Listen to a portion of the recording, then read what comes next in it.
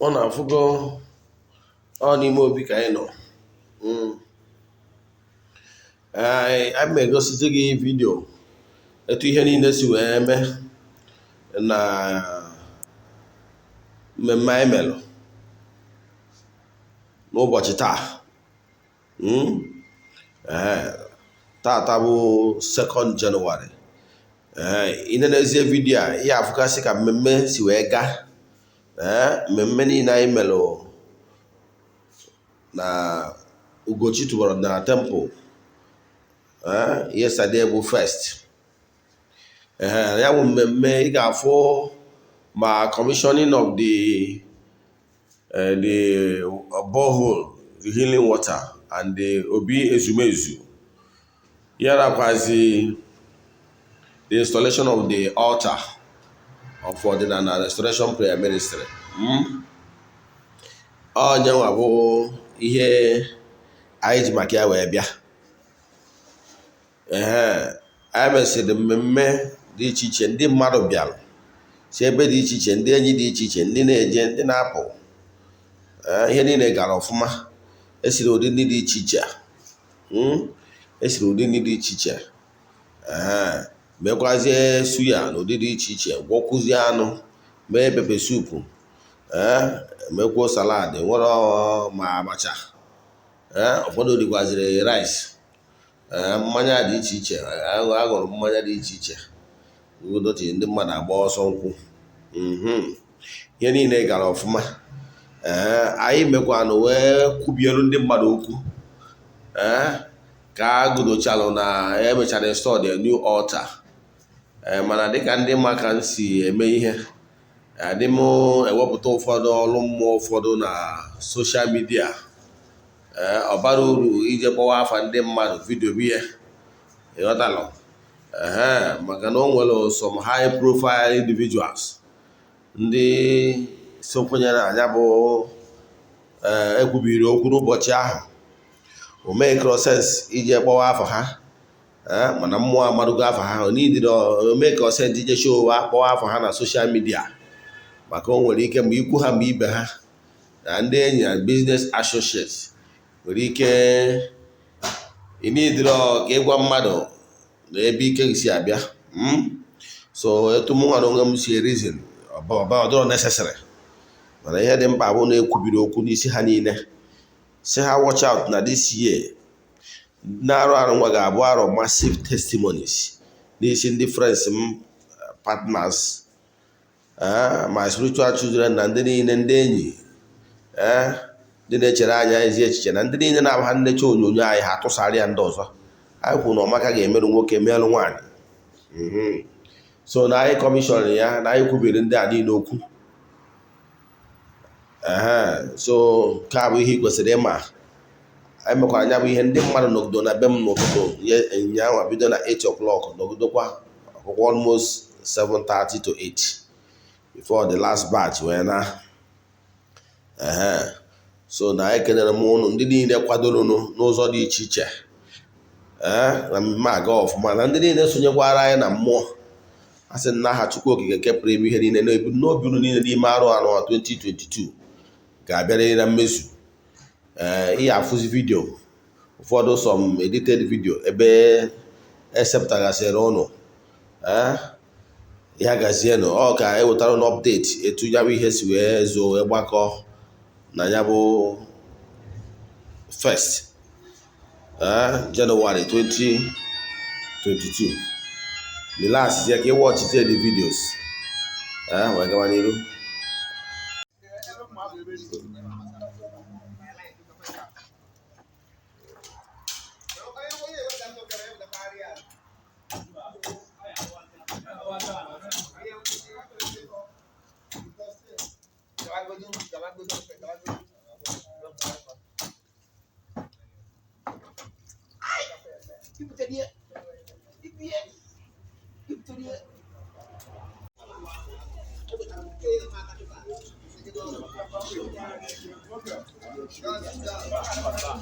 Is it me? Why more?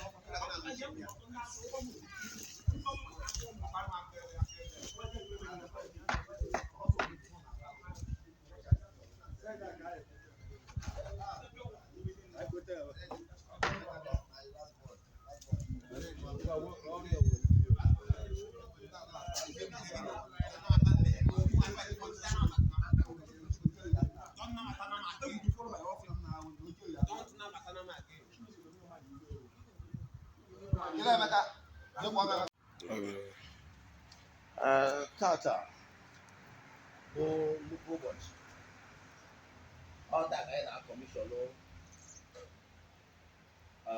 bọhol anyị nwere the glory of the Almighty. Ndị ihe tọka anyị nwere anyị ga-arụta anyị na-akọmishọnụ the bọhol bụ ehihie wọta ndị mụ na ha soro na-aga enwe nọọ mmiri a ga-eji na-asụ esu ndị nwere ọnya dị iche iche na ebe gbanya mmiri were siri ya wee ihe ọchịchị akwụkwọ ọhụrụ n'ebe ọ dị na ọfọdụ ndị lawa gadi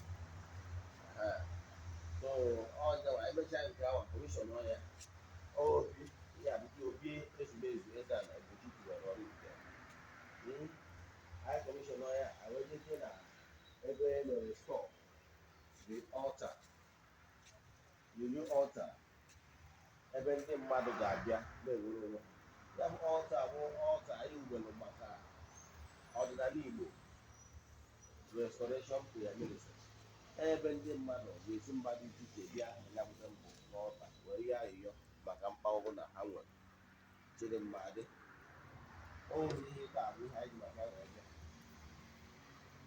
anyị ga-akọmilitet for the glory of the Almighty. Ejezie bụrụ ihe ọta anyị ekwubigo okwu n'isi ndị niile ihe ọlụ ka ya ka ekwubiere ha okwu na ya bụ ọta ewubere ọfụ wee na-asụ ihe ndị a ka anyị ga-eme n'ụbọchị taa. To the glory of Almighty Father.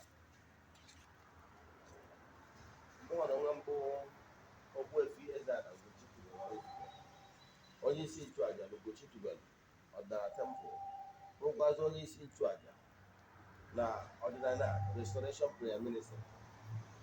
Tata anyị nwere ya ọta to the glory of Almighty. Anyị ekwubi okwu n'isi ndị niile na-eyuzu mmiri a na ebumnobi ha ga-adị na mmezu na mmiri a ga-abụ mmiri a ga-eji na-eso ụtọ mmiri a ga-eji mmiri ngọzi wee nye ndị niile ga-abịa na ya bụ tempụl wee gbakwara ya bụ mmiri maka ngwụcha na ọrụ mmụọ dị iche iche. Na obi ezumezu a bụ obi ezumezu ebe onye ọdịnala ọbụla ga-abịa zọọ ụkwụ ebe ọbụla onye si na all over the world bịa na ya bụ na obi ezumezu a wee yọọ mkpa ọbụla ọ chọrọ n'aka ndị ichie na onye a ga-enweta ya. Ọ bụrụgoro na onye nọ mba ofesi ebe ọbụla onye anọ na wee fesie isi wee lụta obi ezumezu a n'aha Chukwu Okike nke pụrụ ime ihe niile na mkpa onye ahụ ga-abịarịrị na mmezu. Ofu aka aga ndị kwuo maka chawụta mpụ maka ebe nkwubi okwu n'ebe ọbụla all over the world ebe ọbụla onye anọ na wee zọọ ụkwụ na tempụl a wee zọọ ụkwụ na ihe flawa gadin a na ndị anjelu nke Chukwu ndị na-agagharị na-eme mma na-arụ ọrụ na tempụl a na ọta ga-agọziriri onye anwa. Mgbe onye bịara abịa wee zọọ ụkwụ anyị sị na ụkwụ ọbụla onye ji bịa na nke onye ahụ eji wee na ga-akarịrị nke o ji bịa mma meaning na ngọzi ga-eso onye anwa. Etu anwa ka ọ dịkwazị onye ọbụla nọ all over the world wee cheta ebe nchụaja wee cheta ọta wee yọọ ayịyọ ka Chukwu Okike mezuorie onye anwa ihe o bu n'obi ma nwoke ma nwaanyị. Anyị kwuru na-ekwubi okwu n'ụbọchị taa ebe ọbụla onye anọrọ all over the world na ebe a ga-abụ ebe nwere onwe ebe ịsa ụtụ ebe mbuli elu ebe nwere onwe na ebe ọrụ ebube wee na-imilikite ndị mmadụ all over the world, my friends and followers all over the world, my fans.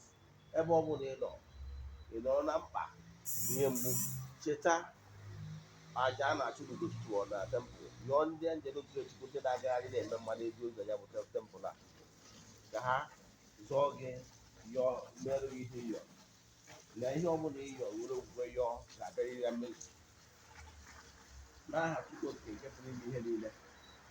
N'isi ndị mmadụ dị iche iche, ndị niile ihe anyị na-eme na tempụl anyị amasị, n'aha Chukwu okike nke pụrụ ime ihe niile, ekwubie m okwu dịka onye nchụaja. Nya m ọlta ewubelu bụ akọwago m ya. Ihe eji wee wube ọlta bụ ọlta ọsọrọ okpukpere ọbụla onye na-ekpe, onye ọbụla na-kwenyere na Chukwu okike nke pụrụ ime ihe niile, maka na power is one. Chukwu okike nke pụrụ ime ihe niile, ike ya enwe ofu, onye ike niile si n'aka ya dị. Onye ọbụla kwenyere na Chukwu okike nke pụrụ ime ihe niile, ọ bịa na ya wute mpụ wee ya ayịyọ okpukpere ọsọ gị na-ekpe, ihe ị dị n'ime wee bịara ya bụ ọlta wee yọọ Chukwu ihe dị n'obi, drọpụọ ya prayer request n'aha Chukwu okike nke pụrụ ime ihe niile, na nnwere onwe ga-adị. Maka na o nwere nsogbu ndị mmadụ nwere, and ya bụ nsogbu a can only be solved by nkwubi okwu. Ọ ihe ọdịnala restoration prayer ministry na-alụ n'ọlta anyị nọ wee na-ekwubiri ndị mmadụ okwu. O nwere ndị bụ nsogbu ha, ihe ha niile bụ ikwubi okwu n'aha Chukwu okike nke pụrụ ime ihe niile site n'aka onye nwere ikikere ime nke a. Na mgbe gboo, onye nchụaja na-ekwubiri mmadụ okwu, okwubiere mmadụ okwu chịrị mmadụ. So anyị ma na enwere ụzọ na-abụ esi asacha mmadụ nwee ka mmadụ nwere onwe. Nke mbụ, o nwere ndị mkpa ha bụ na a ga-ekwubiri ha okwu site na onye nwe ya bụ ọtọriti, kwubie ya bụ okwu n'aha Chukwu okike, nwere onwe adị. Nwekwazi ndị bụ na nsogbu ha bụ na a ga-achụrịrị aja ihe mme. Ọnya kpata na Ugochi tụọ na tempụl anyị nwere two tempụl na ya bụ tempụl. Enwere ebe nkwubi okwu dịka nke anyị nwere taa. Ya bụ ọlta wụ for evangelization of ọdịnala, na-ekwubiri ndị mmadụ okwu n'aha Chukwu okike nke pụrụ ime ihe niile. Yanwa bụ ọdịnala restoration prayer ministry, nke ahụ maka ebe nkwubi okwu na ọlta nkwubi okwu. Then ọlta nke mbụ anyị nweburu bụ ọdịnala, nke a bụ Ugochi tụrụ na tempụl, nke a bụ ebe a na-achụ àjà ihe mme. Maka na o nwere ndị nwere mkpa ha ihe ha niile bụ ka a chụọrọ ha àjà, kwubiere ha okwu n'aha Chukwu okike. Ọ bụrụ na anyị gbachaa famili enyi, onye anyị ga-ekwubiri okwu, anyị kwubiere ya okwu na ọlta ebe a na-ekwubi okwu. Na ndị njelu nke Chukwu na-eje ozi na ya bụ ọlta, ya bụ gadin, ga-etinye aka wee mee ka ihe ahụ anyị kwuru n'isi onye a bịara mmezu.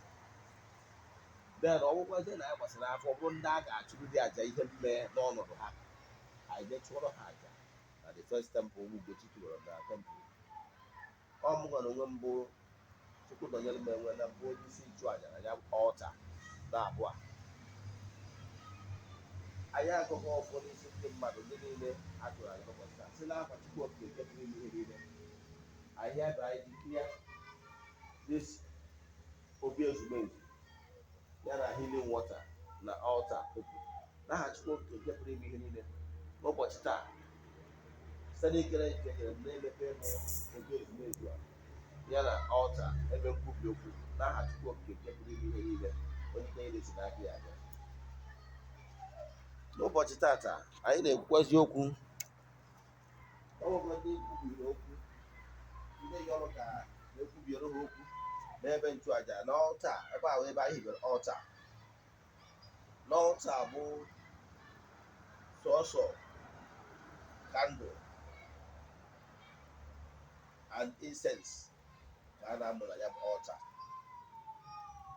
N'ọlta bụ ebe a ga-anọ wee kwubiri ndị mmadụ okwu. Okpukpere ọbụla ị na-ekpe, ọsọrọ okpukpere ọbụla, ị nwere ike ịbịa na ya bụ tempụl a bịa yọọ ayịyọ n'ihu ya ọlta. Ịyọcha ayịyọ, ịdrọpụ ya petishọn. Ụbọchị anyị ji abụọ n'ụzi the prayer request were chụọ aja site n'ikwubi okwu n'aha Chukwu Okike nke pụrụ ime ihe niile. Anyị mee nke a so na ọlta onye ọbụla okpere ọbụla ị na-ekpere ya abịanwụ n'ọlta bịa ayịyọ.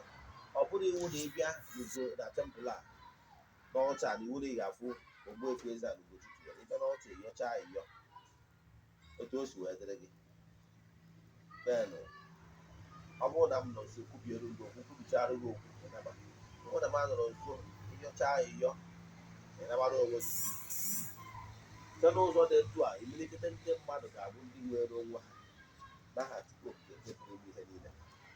Ọnya ka m na-ekwu ụbọchị ọgwa nna nna ya kwubiere okwu n'aha Chukwu Okike iwere onwe gị. Ekwubie m okwu n'aha Chukwu Okike nke pụrụ ime ihe niile, onye ike niile si n'aka ya abịa.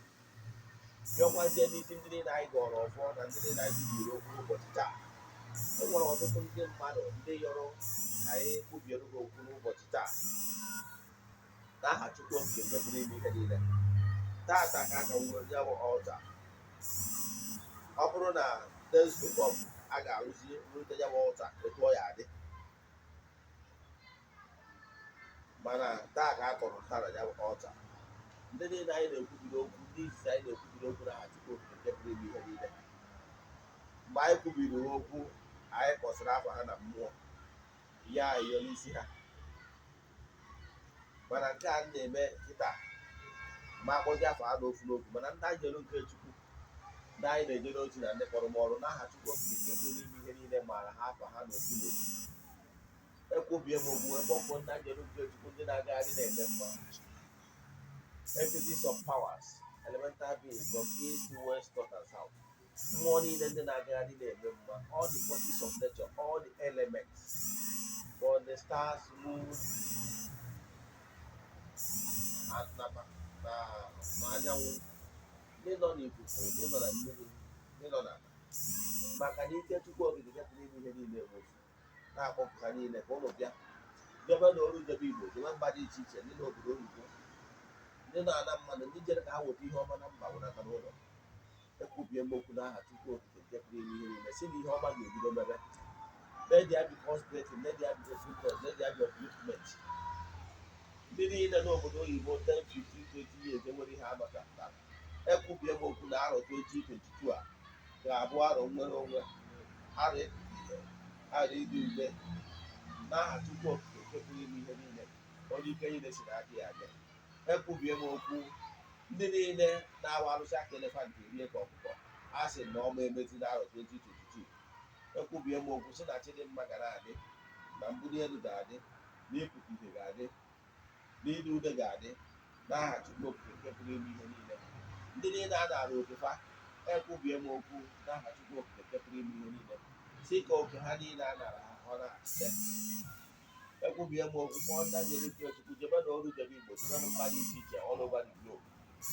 Egozibenu ndị enyi m niile, all my spiritual children, ndị niile kwenyere ihe anyị na-eme, all our partners, ndị niile na-asọpọtụ ihe niile anyị na-eme n'Ugochi tubelu ọdịnala. A sịrị m na Ụmaka ga-emere ha, na Chidimma ga-adịrị ha n'aha Chukwu Okike nke pụrụ ime ihe niile, onye ike niile si n'aka ya abịa. Ya gazie. Enwere international call.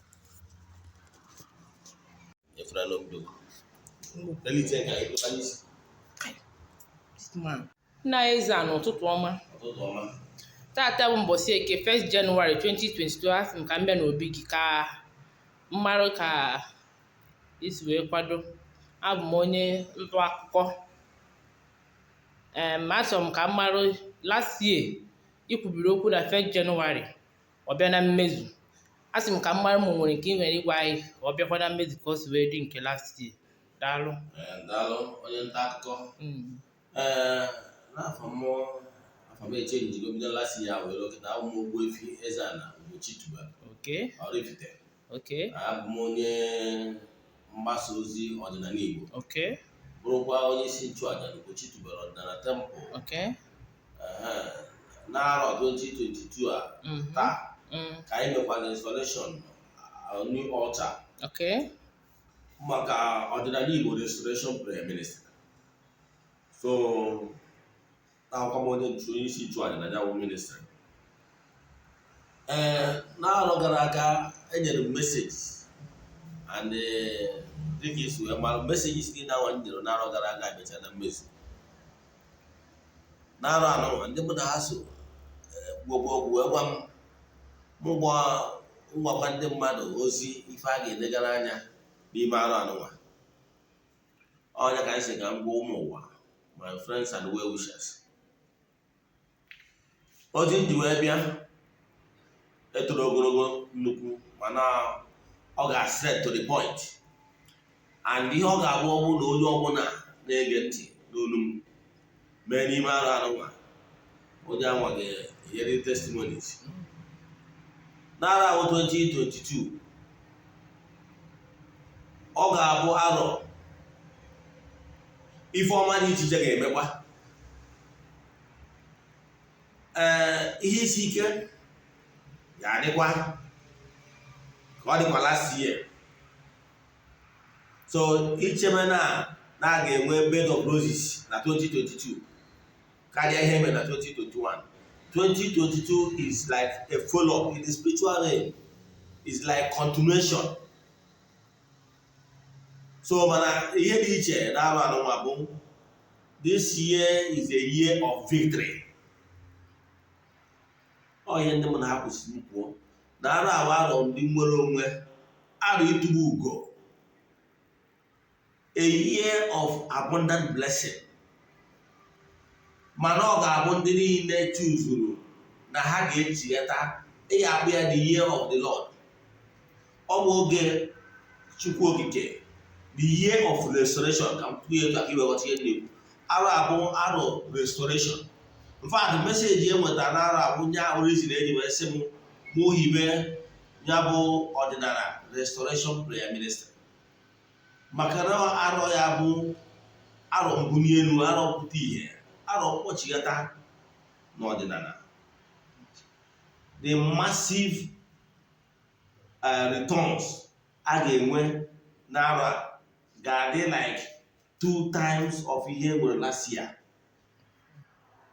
Ya bụ one of the significant thing ihe witness n'ime arọ anọ. Nke mbụ na arọ a ihe isi ike continue etu o si wee last year n'ime arọ anọ. Mana n'isi ndị niile wụ ụmụ ọdịnala ndị ga-aṅa otu a na-akpọ of returning back to your root, there will be massive returning to the root. And ndị niile amaghị return to the root n'ọdịnala Igbo ga-enwe a lot of testimonies to give. Gị onye na-ege ntị, ọ bụrụ na iwu nwafọ Igbo, nwafọ ọdịnala, nwafọ Africa, go back to your root. That is the only solution. Because na mụ achọrọ ha sị o nwere any other solution? Asị no. The only solution bụ coming back to your root. Once you can hear this my call and decide to retrace your steps. Esikwa na anọ deri dewelu crossover night and the year of so many things. Yes, ama m na gị nwa na-ege ntị ije go so many crossover nights. This year, chighata back to your root. Sikere your ancestors. Ihe ga-ekpere ga-emeta abụ my ancestors. Na-arụ one ma one gara aga, abụ m onye kpafuru akpafu. Onye ekpere ga-emepere agwa n'ọbụ na-ewe onye kpafuru akpafu na arụ anụnwa bụ 2022 n'ichighatago n'ọdịnala n'obi gị niile. Ha biko ha duzie gị ụzọ chighata ma chigharịa n'obi gị niile isi na ka ichighata n'ọdịnala. Maka na ịfụrụ na ihe ọma na-eme ma ọ bụ na ị nụrụ na ihe ọma na-eme ga-emere ndị ọdịnala. Ya bụrụ ihe iji n'obi gị niile wee chighata.